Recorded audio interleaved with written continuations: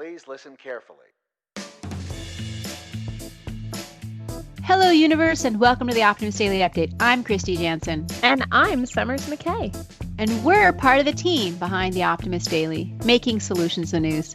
We bring you reader-funded solutions news every day in order to change the tenor of news media, social media, and the direction of your day to make it one focused on solutions.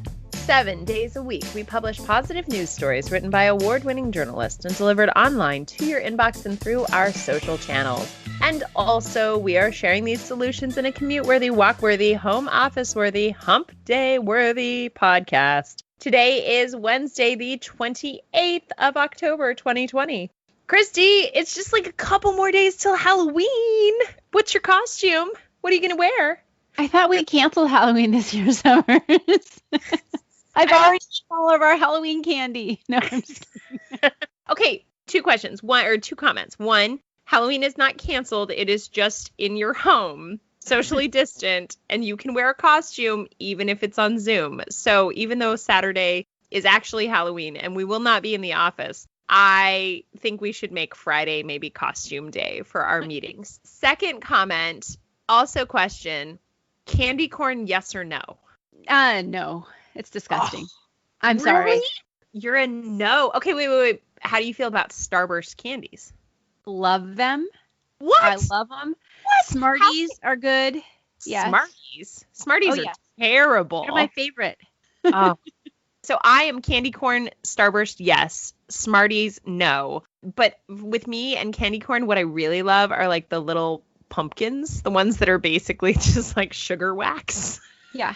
That's why they're disgusting, Summers. Yeah, they're amazing, and I judge you. And speaking of judging you, if there was a Halloween costume that was like your best Halloween costume ever, what would it have been? I once went as a Picasso painting. Oh, of course you did. When I was in college. Which painting? I don't know. I don't remember the name of it, but I made one eye, I put an eye patch, and I painted it in a different level. Gosh. So I looked like some weird cubist woman. I love it. Meanwhile, I'm like, I went as Joan from Mad Men, and I did that costume well, and Kristy's wearing a Picasso painting. No. You win. Well, I was telling Kristy et al. And Amelia, the whole team, Brennan is going to be going as an owl, and I think we're going to get a pumpkin patch into our lives, obviously before actual Halloween, because I think it'll be a bit busy on actual Halloween and we don't want to be around that many people.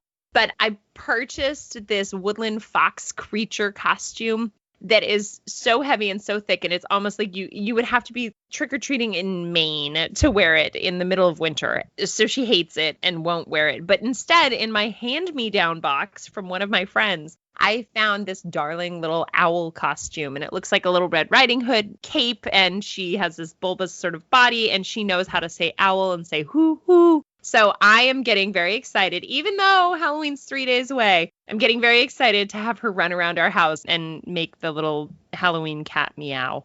Okay, you can inculcate her into the Halloween culture next year. Okay, if we miss this year. If we miss it. She won't be damaged in any way.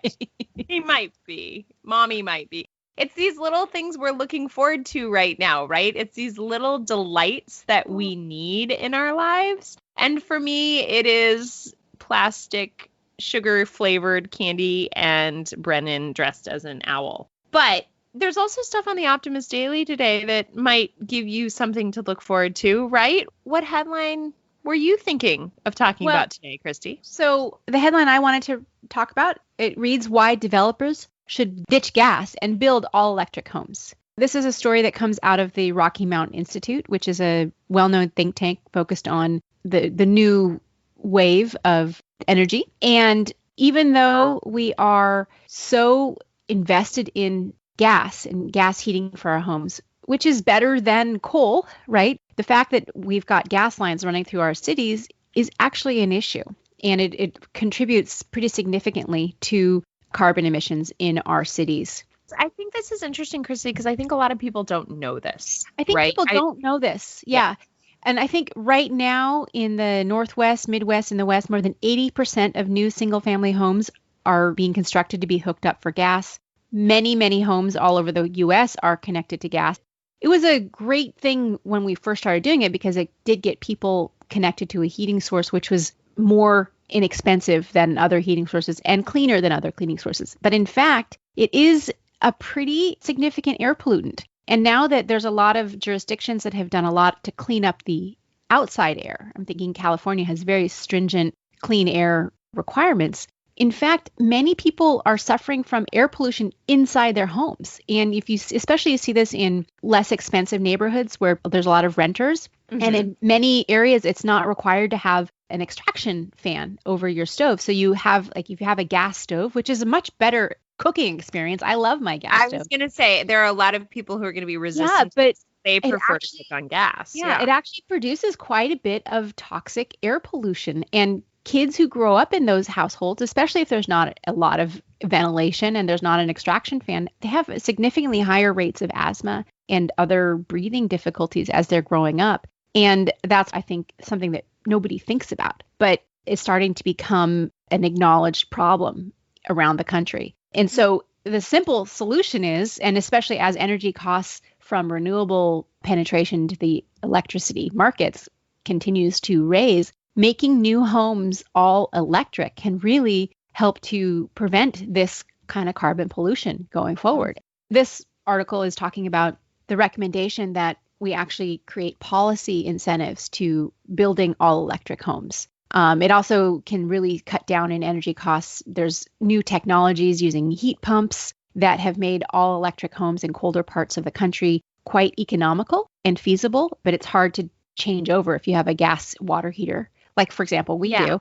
Anyway, it's just an interesting perspective that I happen to be getting more and more aware of and involved with, and that's why I wanted to choose this one. 7 different cities in 7 different climates have moved on all electric single family homes in supporting that kind of movement. And the RMI, the Rocky Mountain Institute, did an analysis looking at what kind of emission savings could be found over 15 years, which is about the time that you would assume that the equipment would last.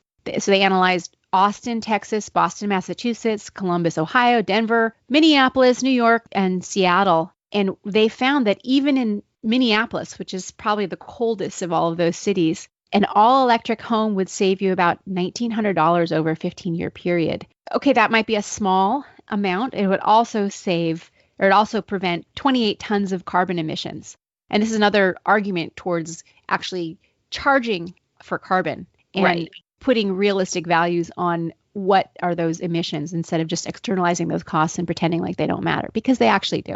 So anyway, go read the full article. It gets into some really some more details that I think are positive, but it's hard to retrofit existing homes to switch from gas to electric because that's very expensive and more complicated than building from scratch. But it would be beneficial if we made this like a jurisdictional target to build homes without gas in them, just sort of build for the future instead of the past. Exactly. Well, and I think that there's something very interesting about this being a component of a more sustainable home in the future, right? So if you're not only building a home with electric, you're also acknowledging the value of a microgrid and homes themselves to become sustainable without needing outside electricity or gas. You know, we can really advance it. And then you add in better production and better materials and design, and we actually have the capacity to architect a better future. And you know who's going to live in that better future? Who would that be, Summers? Children. Little darling, cute children. So what's your headline that you're going to talk about today? Yep. Since we started with baby talk, here we're going to go. My headline today, this has been around the internet a lot. And so we had our researchers jump into it and take a look at the story and really understand the value. And this daycare turned their playground into a forest floor with incredible health results. Now, you've heard the age-old adage that you got to let kids eat dirt. And when you heard our interview with the Desert Control founder, you understood all of the superheroes that live in dirt.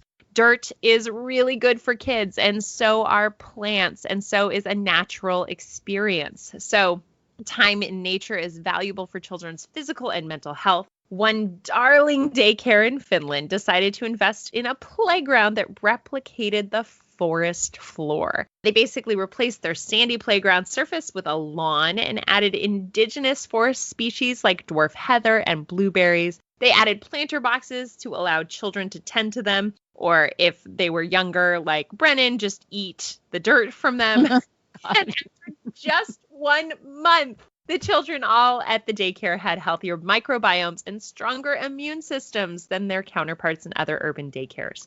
What I love about this story is that a very small change in a daycare situation allowed all of these children's well-being to increase. And certainly, as we were just talking about, the toxic air that may even exist in homes, if you live in an urban environment, there are ways to offset that toxicity to create a healthy place for children to grow. And let's see, the environmental scientist Marja Rosland from the University of Helsinki said that they also found intestinal microbiota of the children was similar to the intestinal microbiota of children visiting the forest every day. So I don't live somewhere that I can take Brennan to the forest every day, but I know that I let her tromp around what is indigenous in our neighborhood, which are, basically beach growth dunes area. And I put on a good pair of shoes and I let her fall all over them and chew on them. And I know that it's good for her, and I just love this story. The visuals are darling. It just makes me very happy. Yeah, so this story made me feel optimistic today. I like it too. And I think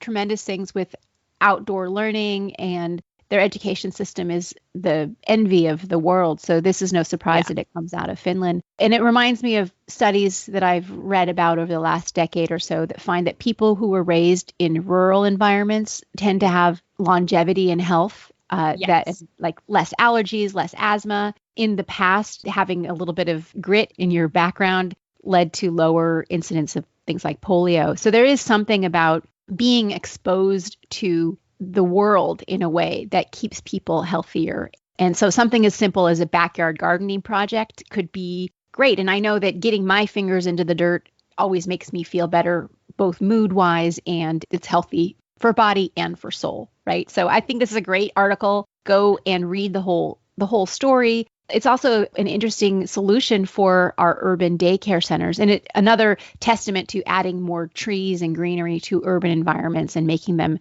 more sustainable and healthier as we move forward in urban environments. Well, and high density living has continued to be something that is a way to reduce our carbon footprint and to increase efficiencies, but there are also risks to it, and it has to happen with lots of green space. So, Kristy, we've got to go. We're just chatting away, but the day is upon us. It is Wednesday. It is time to get to work. So let's hit the other headlines real quick. What else do we have before we sign off? Just touching base, a couple of other things. There's an article about how to regain some work-life balance in the aspect of this pandemic, when we're all sort of upset, our lives are kind of messed up. In the pandemic silence, scientists can finally hear endangered dolphins, and that's another sort of the resurgence of nature and rewilding of the world. There's an article about 4 powerful ways to keep ourselves calm ahead of these elections, which are happening a week from yesterday. So exciting there. And then it turns out that there's actually water hiding on the moon in lunar soil. That's a new report out of NASA. There's other headlines there, but that is it for our Wednesday Optimist Daily Update. Thank you so much for listening today. We promise to keep sharing these positive, solution-based stories with ideas on how you can participate in this changing world and help ensure it's changed for the good. And we promise to keep covering current events with accuracy, legitimate sources, and offering you the information needed most to chart new paths for all of us. And everybody, please consider becoming an emissary on theoptimistdaily.com. And for just $5 a month, support reader-funded, independent journalism. Be part of the solution, changing consciousness and addressing our world's biggest challenges with a problem-solving mindset. Let's keep the Optimist Daily free to all who need it, supported by those who can.